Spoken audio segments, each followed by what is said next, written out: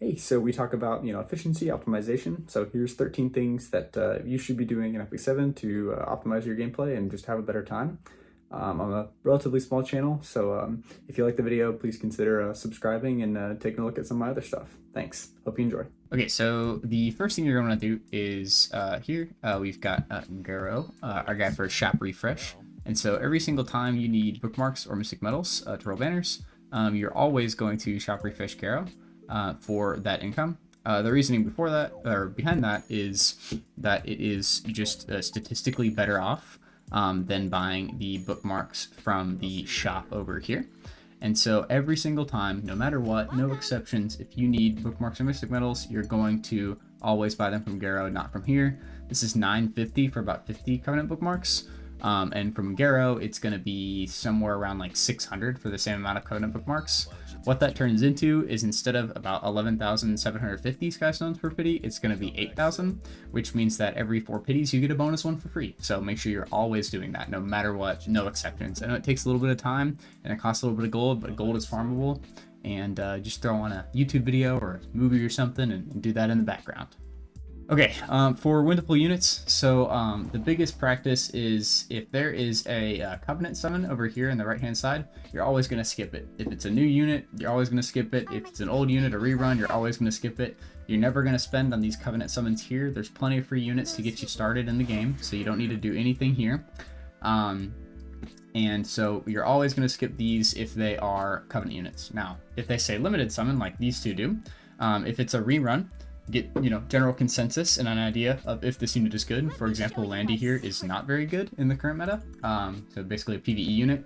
So this would be an example of a skippable limited summon, but this new Flan unit is considered very good, and you can always wait. Banners last for a long time. This goes to the 30th of October, which is 11 days from now. So you can use all that time to make all the decision you need. But by skipping all the Covenant units, you should be able to build up a good stockpile of Sky Stones and bookmarks. Which allows you to eliminate any sort of luck factor. It's all just you've calculated and saved for the new units. So just always practice that. So a big deal with farming for a lot of people is farming unrecorded history. This is going to be your primary source of stigma and gold as a result of stigma, as well as EXP as a result of stigma as well. Now, the common practice is to farm this 30 Dalberg Field. The issue here is that this only gives normal catalysts or rare catalysts. Epic Catalyst costs 400 AP per, which is really expensive, and there are tons of maps here above like about 20 or so that are still going to give you a lot of stigma per run, but at the same time, like I like 27 Declaration Field a lot because it drops these Heart of Hypocrisies, and it's still a pretty easy map to farm. So you want something that has these epic catalysts, preferably whatever epic catalyst you want, but also it can be just like 27 or something and you trade them in at the steeple. But the biggest reason for that is because they're so expensive here. So you want to make sure that you're giving yourself every opportunity to get these really rare items. And not only that, but we talk about time versus energy. You will always be energy gated. You will not be time gated. So just because you're farming 30 and you can get it done really quickly with an RB carry or whatever, doesn't mean that it's better than farming, let's say, 33 even with the Archdemon Mercedes. Eventually, you're going to have enough good units to where you're going to be able to auto these stages, so that doesn't matter. So just take the extra time for the benefits of the better catalysts. Okay, next big thing is the World Boss. So that's going to be in the Guild tab here in Battlefield. You always want to do this. Every single day it's available, which should be Monday, Wednesday, Friday, and then a little bit maybe on like Thursdays and Saturdays.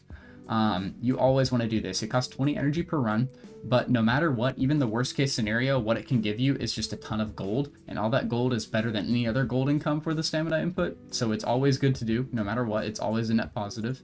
And every week, if you do all your battles, you don't have to score well, you just need to do all your battles, you will get this guaranteed selector blue box, which these are very important. Great way to get good right side gear, and so you want to give yourself as many of these as possible, including from the World Boss. Okay, now here in the side story tab, you have the active side story, which is an event, but also you have the character side story. So this, you always want to be either finished, you finish clearing the exchange stop, as I just did this week here for Rowana side story. I kind of skipped the runes, but everything else, I mean, you get epic catalysts, regular rare catalysts, Molagora, covenant bookmarks, charms, equipment charms. It's a great ordeal. You always want to do starting a different side story. You always want to be working through one of these. And so, like, it doesn't even matter. I'll go ahead and start violets here. But once you start it, you'll see that it puts a 12 day, okay, or 11 day. Maybe it's every 2-week reset until you get a new side story. And so this is great because it's time gated, right? And so you always want to make sure you have this, you're doing this so that you can get all these resources. And if you finish your side story and you can select another one right away and finish it during the week with your free energy. Another thing also in side story is the Moonlight Theater. So this is going to be a way that you can get your Moonlight Theater, Moonlight Blessing round 2. And you can do that by buying tickets with gold here.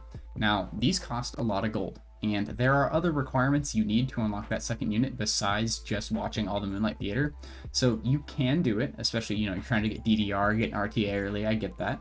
But make sure you can beat Zeo first, you have consistent Expo teams, so you can complete all the Expo portions, and that you have a high enough ranked arena team. Because if you don't have those, it doesn't matter that you spent the gold and you can start to unlock DDR or someone else, because you're not going to be able to do that until you finish 4, 10, 10, etc. This is a big one. People always ask me, like, how do you roll gear? Like, what's the process for rolling gear? And the process for rolling gear is to always roll for gear, not for units. So, for example, let's say you just pulled Flan and you really want to build Flan. The big issue with this is she requires really weird gear. So you can keep an eye out for this gear while you're rolling your other pieces, but you're not going to go through and craft 20,000 wyvern mats or whatever just trying to find Flan gear. Because you're going to miss out on pieces that are great for other units, and there's more than one unit to build, right? And so the goal is to always look for good gear. So for example, here in my last crafting session, I've got some of these swords here, and this will also get into my next point. But these swords don't have a home right now, but they're all decent pieces of gear. At least this one's maybe a PvE piece, but these are all decent pieces of gear that I will use eventually. And so they'll kind of just sit here, and they're here for when those units either come out or when I decide to build ones I already have. This goes into my next point of never reforge or modify gear unless it has a home. So a great example, again, are these swords. So these swords, look at this, 84 equipment score. It's got nice damage subs. It's not too fast, but that's okay. This is a great piece, right? But it doesn't have a home. There's no one that this is an upgrade for them that I've checked at least.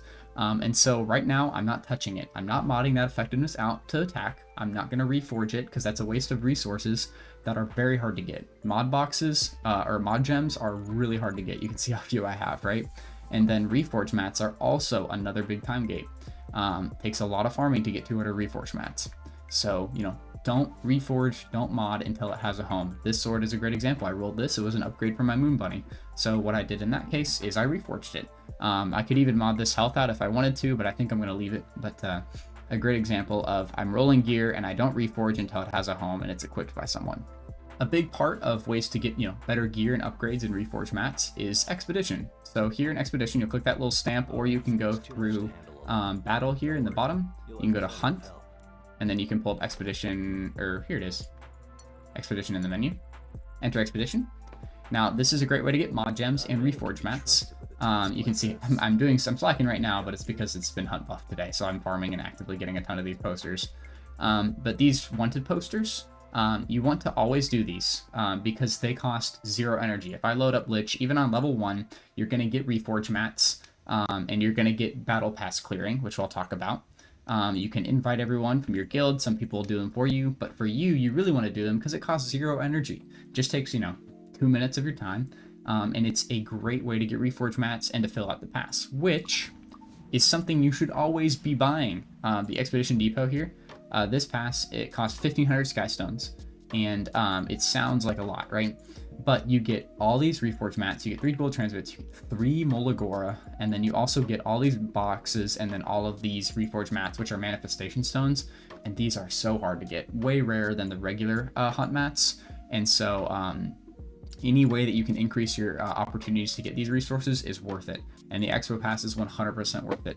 But we talked about pitting units earlier. You need to make sure you at least have 2 or so pitties saved up around every time if you can make that happen. And that way, if buying this supply pass, puts you below that threshold, then hold off for the month, but still finish it even if you're not going to buy it, because like I said, you can do it basically for 0 energy if you really want to, just by completing your own banners. Next is a really big one. So people talk about, bricking accounts or whatnot.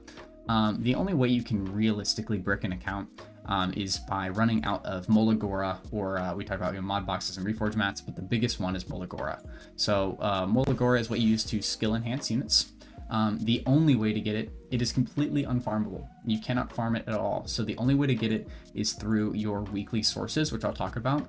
But it's expensive to mola unit. It costs 33 Molagora to more fully plus 15, a 5-star unit. And most units don't need 5 stars. So if I go up here, a lot of these units, so SPP, I've got her at +8, Moon is at +2, Knockhole's at +5, Frida +5, Moon Bunny's 13, Beta +3, Politica +5.